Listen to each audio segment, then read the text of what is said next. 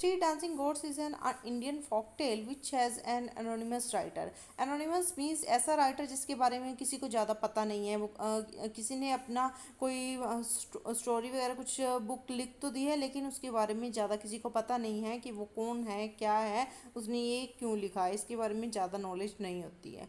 Folktales are usually supposed to be surrounding around a pure main character and most of the time with supernatural phenomena. ज़्यादातर जो folk tales होती हैं, जो ये पंचतंत्र की कहानियाँ होती हैं, ये किसके इर्द गिर्द घूमती है? एक ऐसे पर्सन के इर्द गिर्द जो कि एक गरीब पर्सन है, और वो टाइम में सुपर नेचुरल फिनोमिना मीन्स ऐसी घटना जो कि जो कि कुदरत में बहुत कम ही देखने को मिलती है, बहुत ही अजीब, बहुत ही जो चमकदाई, जो एक वो कहते हैं चमत्कारी घटना जिसे हम कहते हैं, ऐसी घटना के ऊपर बेस्ड होती हैं. It also brings Fortune with a particular thing like ring circle etcetera. और इसमें जो मेन बात क्या होती है कि इसमें जो फॉर्चून, जो भाग्य आता है, वो किससे आता है? कोई चीज़ जैसे कि कोई रिंग है, कोई सर्कल है, इसके इसके इर्द गिर्द जो भाग्य है वो घूमता है. Regional established customs are the basis of these folktales. ज़्यादातर जो कस्बे होते हैं, जो ग्रामीण इलाके हैं, उनके जो भी रीति रिवाज होते हैं, वो ऐसे ही पंचतंत्र की कहानियों पर बेस्ड होते हैं, इन्हीं के इर्द गिर्द घूमते रहते हैं. The story is based on the custom tradition and old ritual of India.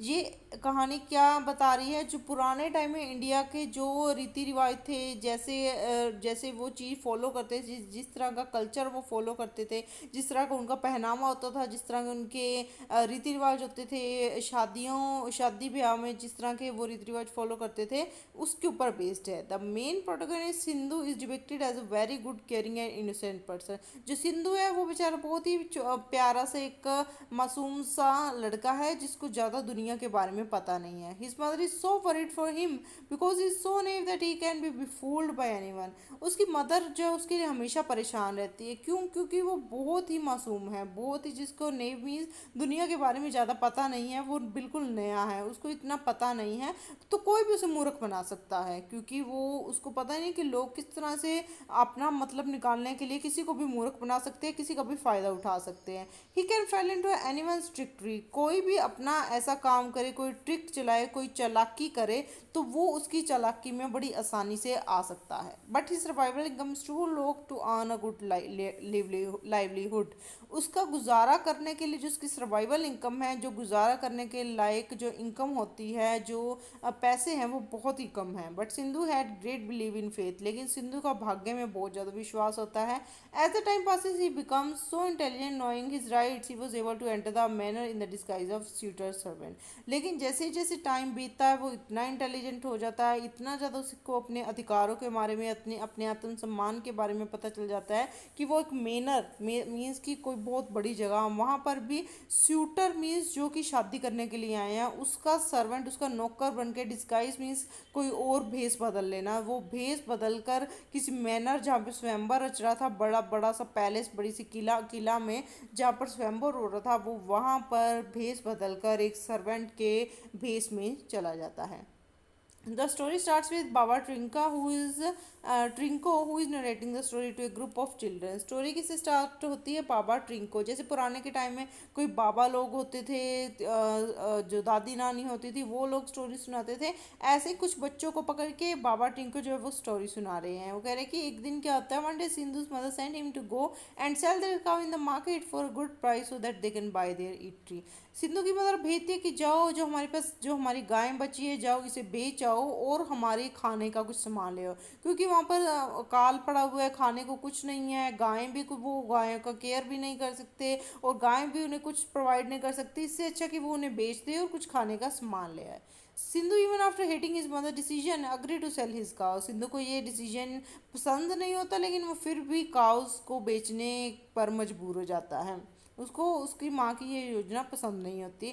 Decide to sell the cows to a caring person instead of a butcher. वो किसी बुचर कसाई को नहीं बेचना चाहता, बल्कि एक ऐसे इंसान को बेचना चाहता है जो कि उसकी काउस का, उसकी गाय का ध्यान रखे. On his way Sindhu meets an old lady who has 3 goats. वो एक ओल्ड लेडी, बूढ़ी लेडी को मिलता है, जिसके जिसको कि जिसके पास 3 बकरियां होती हैं, 3 goats होती हैं. After hearing his tale she offers him her goats in exchange for the cow.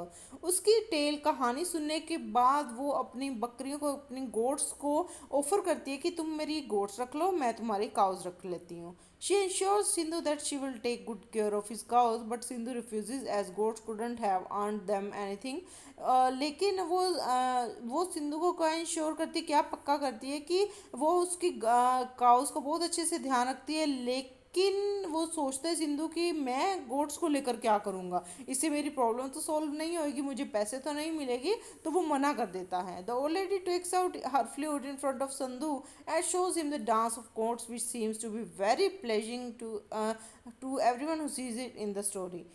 जो गोट्स है वो कोई आम गोट्स नहीं होती, वो डांसिंग गोट्स होती है. जब ओल्ड लेडी अपना फ्लूट, अपनी बांसुरी निकाल कर उनका डांस दिखाती है, तो हर कोई उसको देखकर बहुत ही खुश हो जाता है, आश्चर्यचकित हो जाता है कि ये ऐसे कैसे इतनी अच्छा कोई गोट्स जो वो इतना अच्छा डांस कर सकती हैं. क्योंकि एक फोक टेल है तो इसमें कुछ थोड़ी सी इमेजिनेशन, थोड़ा सा अपनी तरफ से कुछ ऐड ऑन कर देना, वो उसका मतलब रहेगा कि हाँ इसमें कुछ है जो कि हम अपनी तरफ से जोड़ रहे हैं. Sindhu, after being much delighted from the dance of goats, agrees to exchange his cows in return for the goat. Sindhu तो वो देखकर बहुत ही खुश हो जाता है, तो वो इस डील को पक्का कर देता है, वो अपनी गोट्स दे देता है और वो अपनी काउस दे देता है और गोट्स ले लेता है. On reaching home, his mother is unhappy to see what Sindhu has bargained for and thinks he has been cheated by, but Sindhu still believes in the words of the lady. अब जब वो घर में आकर बताता है अपनी mother को, वो तो सोचता है कि उसकी मदर खुश होएगी, लेकिन वो तो बहुत ही गुस्सा करती है, बहुत ही नाराज हो जाती है. वो कहती है कि सिंधु क्योंकि तुम इतने भोले भाले हो, इतने चालाक नहीं हो, तो जरूर उस ओल्ड लेडी ने तुमको ठग लिया है. बार्गेन मीन्स मोल भाव करना, कुछ कम करना या ज़्यादा करना, कुछ भी मोल भाव करना. तो वो कहते कि उसने ज़रूर तुम्हें ठगा है, ज़रूर तुम्हारे साथ चीटिंग की है, लेकिन सिंधु को अभी भी लेडी की बातों पर विश्वास होता है और उसे लगता है कि इन गोट्स से उसका भाग्य जरूर ही चमक जाएगा. That the goats will one day will bring fortune to him, और उसका भाग्य एक दिन जरूर जो है वो नए तरीके से बन जाएगा. Sindhu starts exhibiting the show off the dancing goats in public. अब सिंधु ने एग्जिबिटिंग मीन्स उसका प्रदर्शन करना, सिंधु ने अपनी गोट्स का प्रदर्शन करना सारी जनता के सामने शुरू किया. Day by day his dancing goats earn a name in the area. और देखते ही देखते उसका ये डांस, गोट्स का डांस वर्ड ऑफ माउथ बन गया. हर किसी की जुबान पर यही बात थी कि सिंधु के पास बकरियां हैं जो कि फ्लूट से जो कि डांस करती हैं. उसको शो देखने के लिए हर कोई आने लगा. After hearing and seeing goats dancing so wonderfully, the landlord's daughter offers to buy Sindhu's one goat. तो जब लैंडलॉर्ड जो जमींदार होती है, जैसे राजा टाइप जो लोग होते हैं, उनकी बेटी को जब ये पता चलता है कि सिंधु के पास ऐसी बकरियां हैं, तो सिंधु को वो कहती है कि मुझे अपनी एक गोट दे दो. Sindhu agrees to the exchange but ask the landlord daughter to visit his mother with food stock. वो कहता है कि ठीक है मैं बकरी तो दे दूंगा, लेकिन तुम्हें मेरी मदर को खाने पीने का सामान देना होगा. Sindhu and his mother happily starts enjoying the food stuff. The village soothsayer has told her that the goat will not dance alone and need a partner. अब जो उन्होंने खाने पीने का सामान तो अपना उसको एंजॉय करना शुरू कर दिया, लेकिन वो जो बकरी है जो कि लैंडलॉर्ड की डॉटर के पास थी, वो उसने तो डांस ही नहीं किया. तो किसी सूटसेयर मीन्स जो कि गुरु होते हैं किसी गांव के, जो जिनको कि पता होता है काफ़ी कुछ, तो वो बताते हैं कि ऐसे डांस नहीं करेगी बकरी, इसको एक पार्टनर चाहिए, एक अपने जैसा एक पर्सन चाहिए जो कि इसके साथ डांस कर सके. For this reason the daughter aspires to buy Hindu's one more goat. इसलिए जो डॉटर होती है वो एस्पायर मीन चाहना, वो चाहती है कि उसको एक और गोट मिल जाए, सिंधु से वो चाहती है. Just a few days of the incident the daughter's maid brings a message to Sindhu that her lady is sad as a goat still aren't dancing. उसकी जो सर्वेंट होती है, नौकरानी होती है, वो सिंधु के पास आती है, कहती है कि वो गोट तो डांस नहीं कर रही है, जिसके कारण जो लैंडलॉर्ड की जो बेटी है वो बहुत ही ज़्यादा उदास हो गई है. He takes out his flute and plays his magical tune, listening to which the ghosts dance again start dancing. अब वो अपना बांसुरी निकालता है और जिससे कि वो जो गोट है वो फिर से डांस करने लग जाती है. As the payment for third goat and the flute, Sindhu this time asks the daughter the secret behind the three stone present the gold ring which she gave him in return for his second gold। अब क्योंकि सिंधु को भी समझ में आ चुका था कि उसकी जो डॉटर है उसको बहुत ही अच्छी लगी है और वो इसके बदले में कुछ भी बता सकती है, दे सकती है, तो उसने भी थोड़ा सा, क्योंकि अब वो बड़ा हो रहा था और चालाक भी हो रहा था, तो उसने भी सिंधु अपने उस डॉटर से पूछा कि अगर आपको ये गोट चाहिए, ये फ्लूट चाहिए, तो आपको मुझे सीक्रेट बताना होगा कि जो आपने रिंग पहनी हुई है उसमें जो 3 स्टोन्स हैं उसका क्या मतलब है। Along with the secret, Sindhu also asked for another food barrel। और उसने एक फूड बैरल मीन्स बड़ा पीपा जो होता है, उसने और बहुत बड़ा बॉक्स मंगवा लिया खाने पीने का। साथ में वो चाहता था कि सीक्रेट भी मुझे पता चले कि इसके पीछे क्या राज है वो भी पता चले, और साथ में मुझे खाने पीने का सामान भी चाहिए। At first the daughter hesitates a little, but due to her persistent nature, she tells Sindhu the secret. पहले तो वो हिचकिचाई, जो डॉटर है, जो लड़की है, वो हिचकिचाई, लेकिन क्योंकि वो चाह रही थी, परसिस्टेंट मीन्स उसे लगातार ये चाह हो रही थी कि गोट उसे मिल जाए, तो वो उसका अपना राज भी बताने को मजबूर हो गई।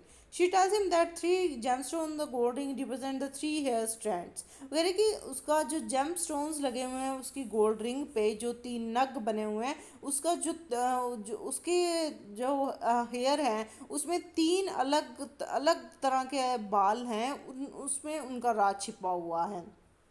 One stand is pure white. एक जो मेरा बाल है वो बिल्कुल प्योर वाइट है, और एक कलर जैसा कि डायमंड का कलर होता है बिल्कुल वाइट शाइनिंग, और एक मेरा रेड है जो कलर ऑफ रूबी। रूबी एक नग होता है, जो एक नग जो रूबी के जैसे, जैसे रूबी लाल होती है वैसे ही मेरा भी एक बाल लाल है। And one is light green, और एक लाइट ग्रीन है, जैसे कि एमएल्ड, ये भी एक नग होता है जैसे कि एमएल्ड होता है, वैसे ही मेरा भी जो कलर है वो ग्रीन है। After knowing the secret, Sindhu gives his flute and the last goat of the daughter and returns home happily। इसके बाद ये सीक्रेट जानने के बाद सिंधु वो फ्लूट भी दे देता है, गोट्स भी दे देता है, और वापस घर में खुशी खुशी आ जाता है। Sindhu still believes in the words of the older woman that one day after a few days that a landowner intends to get his daughter married and he invites all the preferred suitors who wish to marry his daughter। Sindhu को अभी भी विश्वास होता है old lady की बातों का, वो अभी भी सोचता है कि चाहे मैंने गोट्स दे दी हैं लेकिन फिर भी मेरा भाग्य बदलेगा, और कुछ टाइम के बाद जो लैंड ओनर होता है, जो जमींदार होता है, वो अपनी बेटी की शादी का स्वयंवर रचता है, जिसके कारण अलग अलग सूटर्स जो कि चाहने वाले होते हैं, जो कि शादी के लिए आते हैं, तो वो उसकी बेटी से शादी करने के लिए उनके पास, उनके महल में आने को रेडी होते हैं।